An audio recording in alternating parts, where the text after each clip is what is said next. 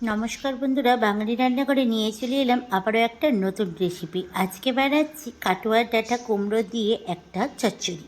তো চলো বানিয়ে ফেলি। এখানে কাটোয়ার ডাঁটা, কুমড়ো, লাল আলু, বেগুন, তারপরে তোমার এমনি আলু, সব তরকারিগুলোকে আমি কেটে নিয়েছি। এখানে দেখতেই পাচ্ছ একটা ঝুড়ির মধ্যে সব সবজিগুলোকে কেটে নিয়েছি।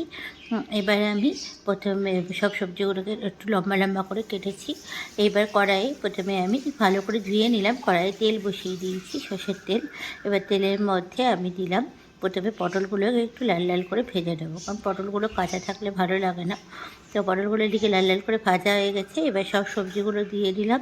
সব সবজিগুলো দিয়ে এখন ভালো করে তেলের সঙ্গে একটুখানি ভেজে নেব সব সবজিগুলো, যতক্ষণ না সবজিগুলো একটু মজে যাচ্ছে ততক্ষণ অবধি ভালো মতো সবজিগুলো একটুখানি তেলের মধ্যে লাল লাল করে ভেজে নেব। দেখো, দেখতেই পাচ্ছ উলট পালট করে নিচ্ছি। এদিকে সবজিগুলো আমার হালকা হালকা লাল লাল হয়েও গেছে। এবার আমি এর মধ্যে স্বাদ মতো লবণ দিচ্ছি, হলুদ দেব। আর এই তরকারিটা কিন্তু মিষ্টি মিষ্টি খেতে কিন্তু ভীষণ ভালো লাগে। আর যেহেতু কাটোয়া ডাঁটা আছে তাতে একটুখানি চিনি দেবো, কারণ চিনিটা দিলে পারে তরকারিটা ভালো লাগে খেতে। আর দিলাম কাশ্মীরি লঙ্কার গুঁড়ো। তোমরা সবাই জানো কাশ্মীরি লঙ্কার গুঁড়ো দিলে পারে একটা আলাদা রঙ আসে। আর দেবো জিরে গুঁড়ো।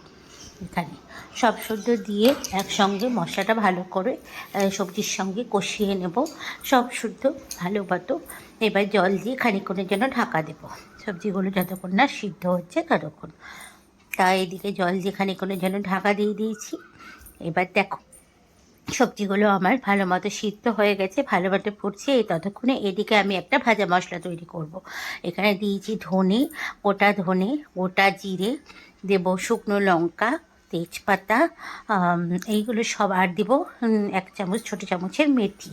এগুলো সব শুদ্ধ একসঙ্গে হালকাভাবে একটুখানি ভেজে নেব।